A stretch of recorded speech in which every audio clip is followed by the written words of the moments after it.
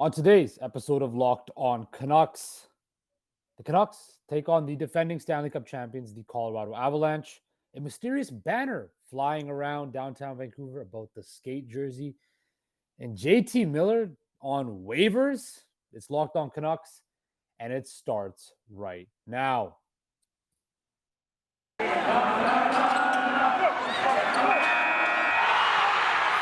You're Locked On Canucks, your daily podcast on the Vancouver Canucks. Part of the Locked On Podcast Network, your team every day. What is up, everybody? Welcome back to Locked On Canucks, the show that keeps you locked in on all things Vancouver Canucks. Of course, I'm your host, Justin Pooney. You can find me at Twitter at Justin Pooney. That's Justin with a P-O-O-N-I, with an underscore at the end. That's Justin P-O-O-N-I underscore at the end. You can find our show's Twitter at Locked On Canucks. You can also like and subscribe to our YouTube channel. Just type in Locked On Canucks, and it will be the first thing that pops up. Also, I want to thank you for making Locked On Canucks your first listen of the day. We are free and available wherever you get your podcast services. Also, today's episode is brought to you by BetOnline. BetOnline has you covered this season with more props, odds, and lines than ever before. BetOnline, where the game starts. And today, we're going to start off with the simple task at hand, which is the Vancouver Canucks. Yes, the 16, 18, and 3 Vancouver Canucks take on the Colorado Avalanche, the 19, 14, and 3 Colorado Avalanche. Tonight at Rogers Arena. And boy, oh boy, it's an interesting one. Of course, the Canucks, after kind of having a very impressive win, I was at that game last week when they beat the San Jose Sharks 6-2. And after that, they kind of laid a couple stinkers. Tonight marks the second of 3 meetings between these two teams. The Canucks, of course, won in Denver 4-3 back on November 23rd. Then, again, they play host to the Avs tonight, and then only in a couple weeks' time, they play host to them once again. The Canucks, although they've had a couple stinkers lately, they're still 5-3-2 in their last 10 games versus Colorado. They're 3-2 in their last ones. Now, Elias Pettersson has been playing very well. Bo Horvat's been on a tear lately. Andrei Kuzmenko, Quinn Hughes, and Connor Gallen have all been playing very well. But we got to talk about the biggest story in the Canucks media, not even the Canucks media, the Canucks market has been who's taking accountability for all of the stuff that's been going on. Who's at fault? Is it Francesco Aquilini? Is it Jim Rutherford, Patrick Allvin? Is it Bruce Boudreau, or is it the players? Now, I'm a firm believer that the whole, for part of my French, the shit show the Vancouver Canucks have been this year has to do with a couple things. First of all, the players and their accountability. And I think JT Miller has been the biggest whipping boy of everybody, and much deserved. When I watch JT Miller play for the Vancouver Canucks, I see a guy who he's there, but I think everybody kind of gets on him for his attitude. Now, I'm not one to get on somebody's attitude, especially a guy like JT Miller, who wears his emotions on his sleeve. And he's said that in the media the other day where he said, I am who I am and I can't change it. Basically, you got to deal with who I am. I am a prickly guy. And I think that throws the media members off. And I think also just the lack of production. Now, he's still on pace to get about 68 points this year. Play well. He's still playing fairly well on the offensive side. The defense side, he's had a lot of lackluster moments. And I think his laziness has really come out and shown.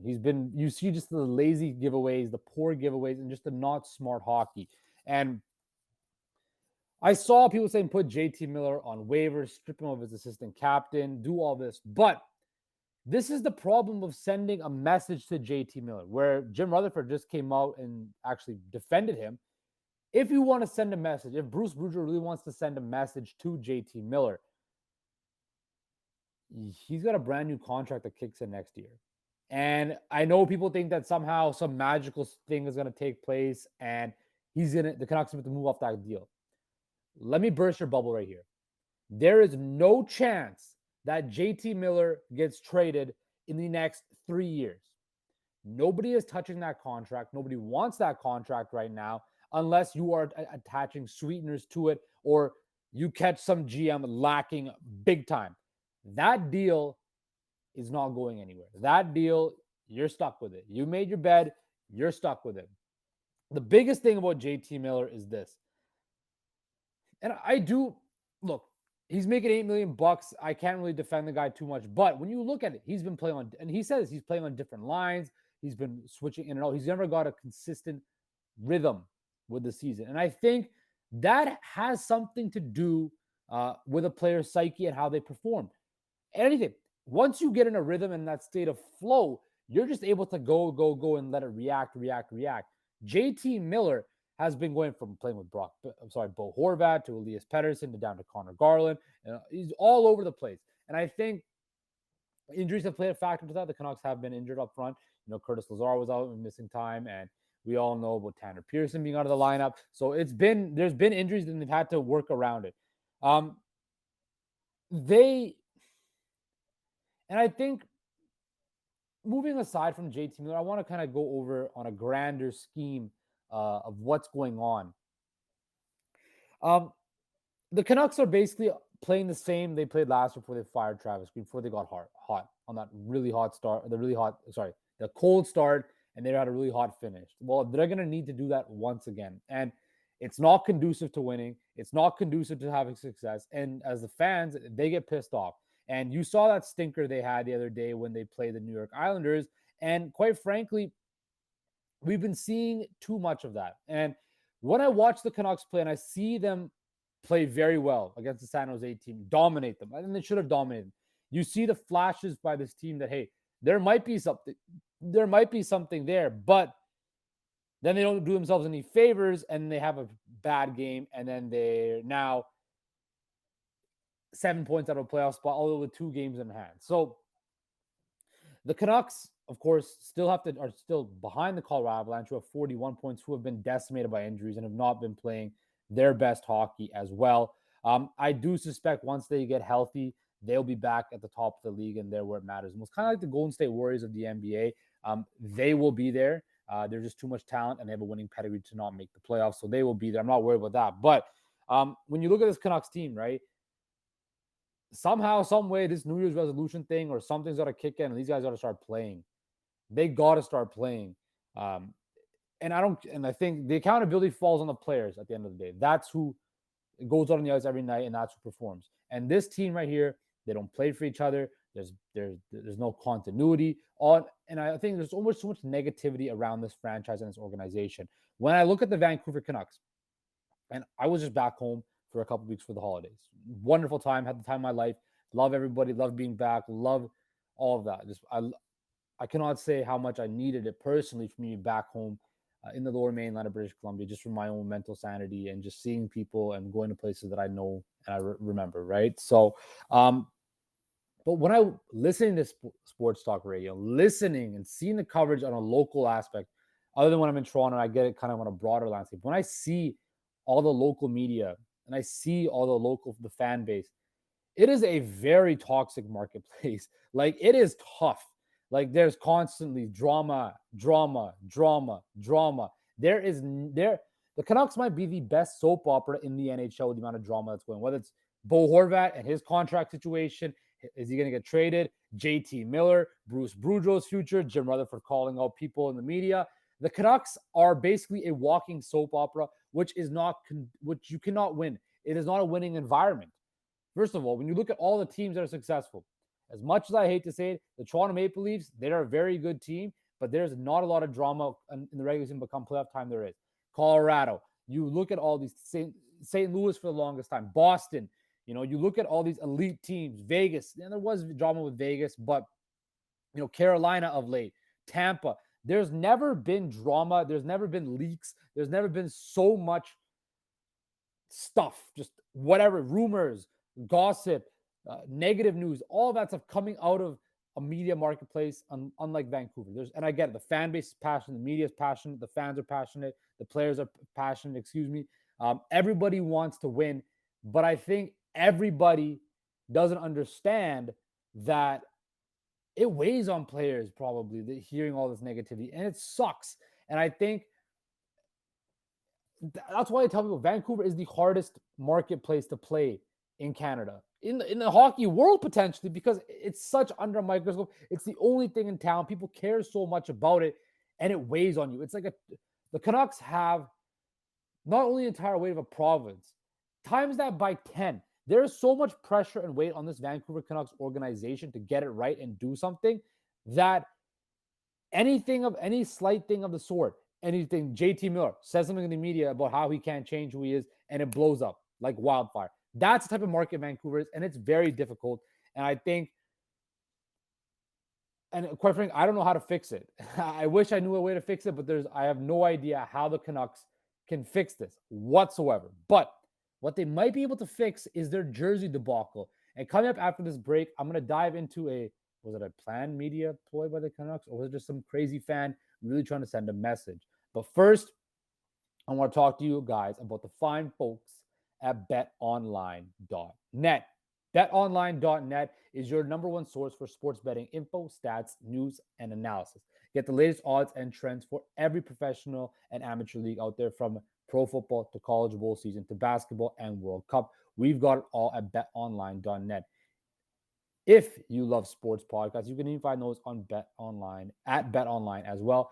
We're the fastest and easiest way to get your betting info. Head to the website today or use your mobile device to learn more. BetOnline, where the game starts. Okay. Welcome back, Locked On Canucks, the show that keeps you locked in on all things Vancouver Canucks. Of course, the Canucks do take on the Colorado Avalanche, but we talked about that for a little bit. But there's a movement that's once again reopened in the streets of Vancouver, the skies actually of Vancouver. The Free the Skate movement has been a thing all across Canucks tour. Of course, the Free the Flying Skate jersey and make those the permanent jersey for the Vancouver Canucks. But it took it to new heights literally today, where there was a plane flying around Vancouver today with a banner that read #Free the Skate. Of course, it's not the first time there's been a banner flying around the city of Vancouver. Of course, there was the infamous Fire Benning one in April of 2021. And then there was an Aquilini Quit banner. Again, fans were shown on the Jumbotron the other night saying free the skate. The Canucks have been practicing wearing their black equipment. But so if they're practicing in it, and what will the Canucks do? I saw the reverse retro. First thing I want to say is I saw the reverse retros up close and in person. Oh my goodness, ladies and gentlemen, those are beautiful. Beautiful. I love those jerseys. I actually think they should keep those for sure. I do think, they do have an opening for a third jersey after they ditched those ugly heritage ones, those other ones. Now they're done wearing their reverse retros for the season, but the flying skate looks like it's back. Look, when I look at it, right, could this have been, the Canucks are dropping a lot of tidbits here, a lot of teasing, right? First, they're showing fans on the Jumbotron with that. I've been to Canucks games. They only show things on the Jumbotron that they want to be seen on the Jumbotron. So there's a reason they zoomed into that #free the skate thing. And also, some of the time, I'm a firm believer that a lot of the things on the Jumbotron are paid actors. Like the Oblivious cam I saw last week. I'm telling you right now, those people knew and they were paid or set up by the Canucks to act like that on the Jumbotron. I'm telling you that for sure. That kid that said the "how you doing" thing about Joey from Friends on the 90s thing, that was obviously staged. I am a firm believer of that. Don't tell me otherwise. Yes, I might be a conspiracy theorist, but that is the facts. The Canucks need some good PR. I just went on the first block. I went on a whole thing about how this media market and the fan base is always on them and always this and that. And how do they get some good PR? Well, the good PR would be to potentially bring back the black jerseys. Now, again, it's only going to be a temporary thing for maybe a game or two, and it'll be a novelty thing, and fans might be happy about it. You still got to win games, but I feel the Canucks know they're in a PR nightmare. They know that it's a very negative environment. There's a lot of things going wrong, so they might feel the need to bring these jerseys back as a surprise and to ease the fan base or give the fan base a bone. Now, I saw a lot of conspiracy theories on Twitter and stuff like that saying that the Canucks might have leaked that plane and flown it around town and paid for it because they want to get the fan base all excited. Now, that would be a hell of a marketing ploy. I think it's just a fan base. Clearly, somebody in the fan base has access to a plane and a banner and is doing that. But I think that was very, very interesting. But yeah, so that's the jersey talk for the day. And that was kind of an interesting tidbit that kind of flew around the city of Vancouver. Now, coming up after this last break, of course, it is Canucks game day. So I'm going to give you guys my best bets for tonight's game and predict what exactly will happen when the defending Stanley Cup champion Colorado Avalanche come to Rogers Arena take on the Vancouver Canucks. But first, I want to thank you again for making Locked On Canucks your first listen every day. Make sure you check out Locked On NHL Prospects, your daily podcast covering the next generation of hockey superstars leading up to the NHL draft, plus the NHL draft rankings and top prospect comparisons for every team. Locked On NHL Prospects, available on YouTube and wherever you get your podcast services. Next, are you looking for a delicious treat but don't want all the fat and calories? Then you gotta try a Built Bar. We got through the holidays, and I know my goal is to eat a little healthier and kind of lay off all that turkey and all that stuff to get back in the gym. If you're like me and want to eat healthier but don't want to compromise the taste, then man, I've got this thing for you. You got to try Built. With Built, healthy is actually tasty. Excuse me. Seriously, they are so delicious, and you think they're good, and you won't even think they're good because that's how tasty they are. I love my chocolate. I love all that. And Built fills that need. What makes Built Bar so good? Well, for starters, they're covered in 100% real chocolate. Like I just said, real chocolate. And they come in unbelievable flavors like churro, peanut butter brownie, and coconut almond. I'm not sure how Built does it, but these bars taste like candy bars while maintaining amazing macros. And what's even better is they're healthy. Only 130 calories, 4 grams of sugar, and a whopping 17 grams of protein. And now you don't need to wait around to get a box. For years, we've been talking about you ordering Built Bars at Built.com. Now you get them at your local Walmart or Sam's Club. That's right. Head to your nearest Walmart today, walk by the pharmacy section, and grab yourself a box of Built Bars. You can pick up a 4-bar box, cookies and cream, double chocolate, or coconut puffs. If you're close to Sam's Club, run and grab a 13-bar box with our hit flavor brownie batter or churro. Excuse me. You can thank me later. Okay, guys, welcome back to Locked On Canucks, the show that keeps you locked in on all things Vancouver Canucks. Now, final segment of the show, of course, defending champs Colorado Avalanche will roll into Vancouver. Right now, the Avs are minus 1.5 on the puck line, minus 162 on the money line, and the over is set at 6.5. Well, I'm going to go with the Avs to win tonight. I think the Avs are just simply a better team. I think the Colorado Avalanche are, quite frankly, they are a better team. They are after that stinker Vancouver came off just looking poor and just not good. I don't trust the Canucks. And I'm sorry, that's just the way it is. I think the Canucks are... It's always a 1 step forward, 5 steps back for the Vancouver Canucks. And I feel like we're in the midst of a 5-step back skid with this team. And I don't trust them. I don't like them. They just, they lost on Monday. The Avs lost on Monday to the Golden Knights. They lost to the Leafs 6-2. And the Avs have lost 4 in a row. So they're bound to win a game here, right? They're not going to lose forever. And I think the Canucks might be exactly what the doctor ordered for the defending champs. I see them, taking the Canucks, and it'll be a tight game, but I see the Avs winning this one. As for player props, goals, I think the boy Nathan McKinnon, one of the best players on planet Earth, will score. I think Elias Pettersson will score, and I'm going to take Ilya Mikheyev to score. I think the speed will help, and I think he will be able to make an impact on the score sheet. But like I said, it won't be enough. I do suspect the Colorado Avalanche will defeat the Vancouver Canucks. This has been Locked On Canucks. I want to thank you for making Locked On Canucks your first listen of the day. For your second listen, check out Locked On NHL Prospects. Speaking of prospects, before I go, the World Junior Final is on right now. Canada's up 1-0 early in the second period. That's again, Locked On NHL Prospects. They'll keep you up to date on all prospects, including the ones in the World Juniors, also the next generation of hockey superstars leading up to the NHL draft. Locked On NHL Prospects, available on YouTube and wherever you get your podcast services. Guys, take care, stay safe,